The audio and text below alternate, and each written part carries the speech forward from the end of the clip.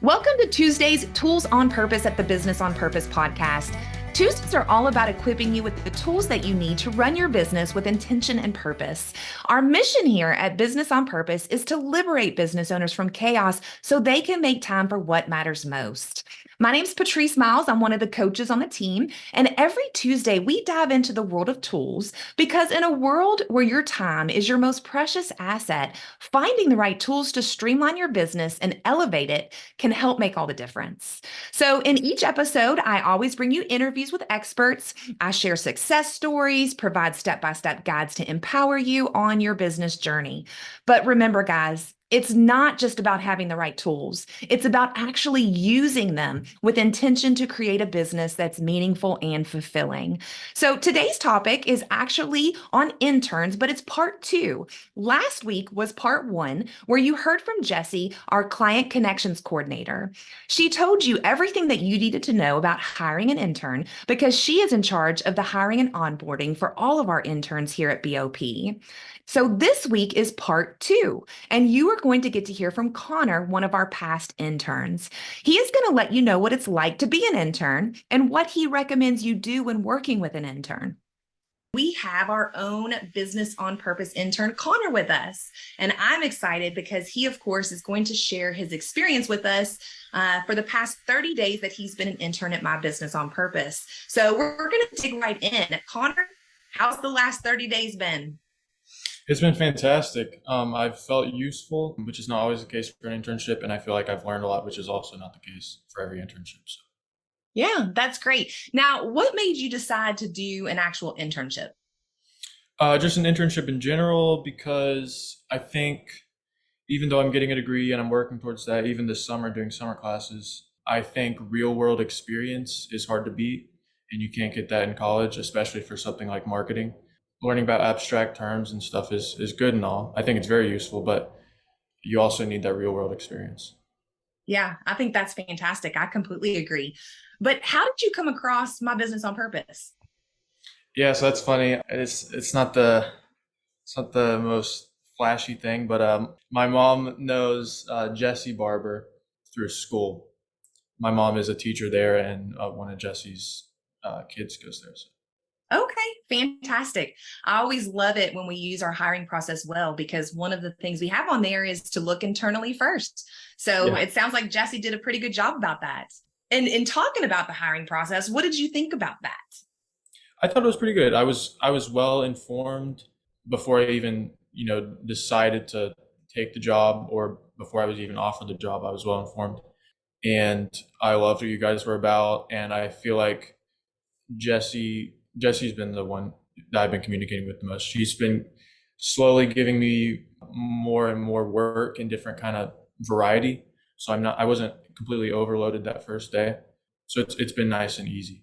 I've been able to ease into it. That's what I mean. Good, good. I Yeah. know when they were taking you through the hiring process, they were kind of keeping us in the loop. And I even remember looking at your DISC test. Do you remember getting that Yes. DISC test? What did you think about that? I thought it was really interesting. It's probably the most accurate personality test I've taken. I was like, man, this does sound like me. Yeah, And in other ones, not so much. So that was yeah. great. Okay. Well, so for those of you small business owners listening to this podcast, you hear we even take our interns through the hiring process. It's not just W-2 employees or 1099 contractors. Even the interns, they get a DISC test, they get homework, just like everyone else. And then you mentioned that you felt like Jesse really kind of put you into the onboarding process slowly and has been giving you things to do little by little. So I'm excited to hear that you feel like you were trained right. Talk to me. What are some of the things that you've been doing for BOP? Recently, I've been working on thumbnails, doing a lot on Canva and a little bit on Photoshop, just trying to design things, do some like aesthetic kind of work. And then I've worked for clients, not this week, but in previous weeks, I've worked for some clients, taking videos, taking photos. I prefer to do like marketing work, and that has a lot to do with aesthetics. So yeah, I've been doing other intern stuff, like sending mail out and stuff like that. Yeah, yeah. No, Uh, that's great. And I yeah, loved your graphic that you're working on right now for Thomas. I think it looks fantastic. I was excited to kind of get to collaborate with you on that. awesome. I appreciate it. So talk to me. I know that you had actually done an internship before for a larger corporation. How do you feel like it compares when it comes to my business on purpose, which is a little bit smaller of a business? I prefer the smaller business internship.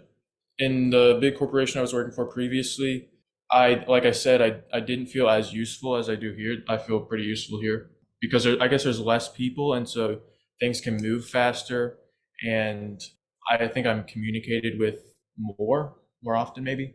Yeah, just my work seems more relevant to the company as a whole because I'm not, the fraction is smaller. That's Yeah, cut that you're out, not Kevin. just a number. It sounds Yeah, like you yeah, feel like okay. you're a part of the team. Yeah, yeah. Yeah, and we feel like you're a part of the team. Yeah, that's So, great. which is great. And so, when you talk about just being in that larger corporation and kind of feeling like a number, I know Jessie, she actually meets with you every week to kind of line out your week and your assignments for the week. Talk to me about that. Yeah, she does. She puts it in a Google Sheets document a lot of the times too. So I have it laid out for me, very nice when I come in the morning. And yeah, she comes in on Tuesday mornings and we discuss what I'm going to be doing for the next week.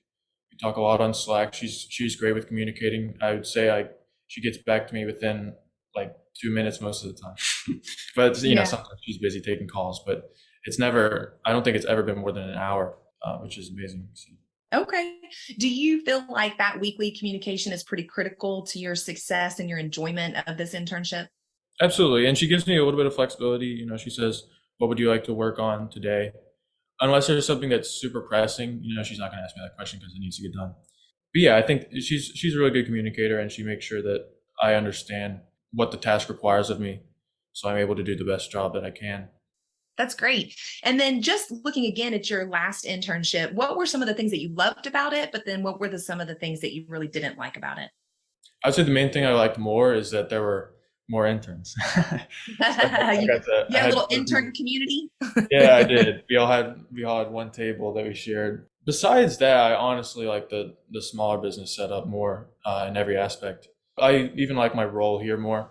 Like I said, with a bigger corporation, there's just, you don't know as many people that are as relevant. But here I know all the employees personally, so that's amazing.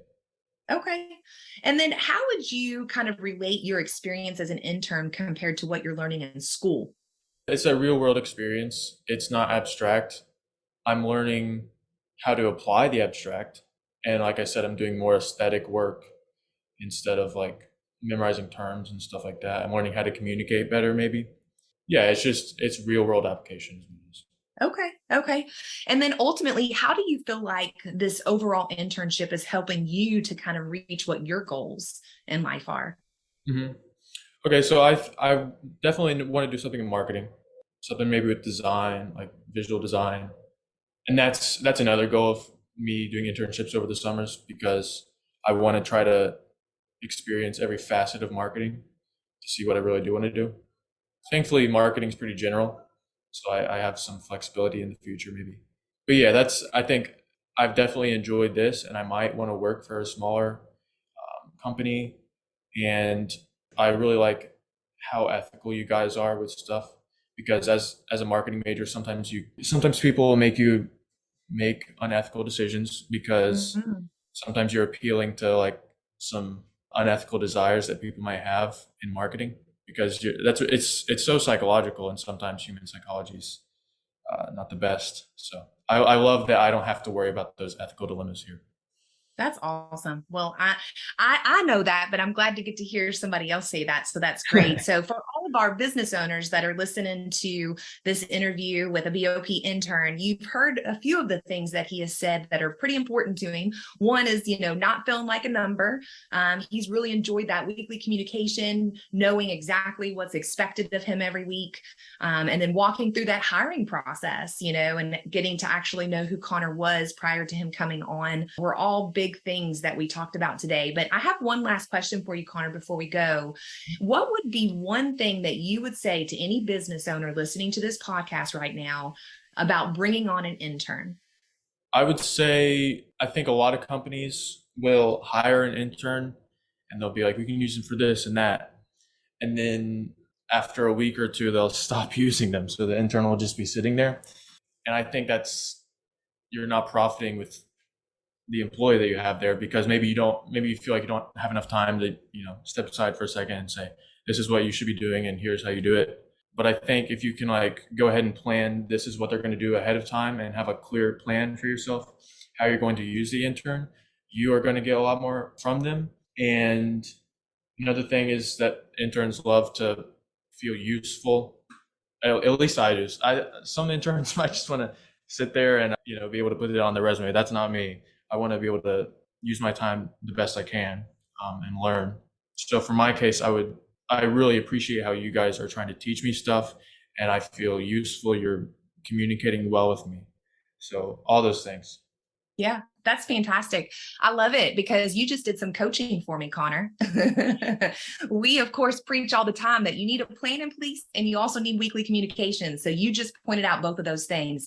So guys, you heard it straight from the intern's voice. If you don't have time to plan out what you want an intern to do, and you don't have time to work with them on a weekly basis to line out what they're going to do, then don't bring on an intern. But if you want to put a plan in place and you want to work with a great intern, part 1 tells you how to go find them and what to do. And you've just heard from the voice of the BOB intern how to make sure their experience is successful for not just them, but also for you. Thanks so much, Connor, for joining us, and good luck with the remaining of your internship. Thank you. All right, guys. Well, that is a wrap for Tuesday's Tools on Purpose. Enjoy your new tool, Interns. Remember, every small action can lead to big results. So what action are you going to take today in regards to interns? Write it down and then go and implement. For those of you that are just tired of living in chaos and you're eager for more knowledge or interested in advancing your business journey through coaching, please feel free to contact me at patrice@mybusinessonpurpose.com. I'd love to connect with you, learn more about your business. We also have our Healthy Business Owner Assessment if you're brave enough to take it. You will find out in 7 minutes how healthy your business really is. So you can scan this QR code that Kevin's putting on the screen or type in the web address. And again, like I said, it takes about 7 minutes. Just so you know, a score of 0 is not good, guys, but a 40 is a perfect score. So if you're brave enough, go ahead and find out how healthy your business really is. Otherwise, I will see you guys next Tuesday.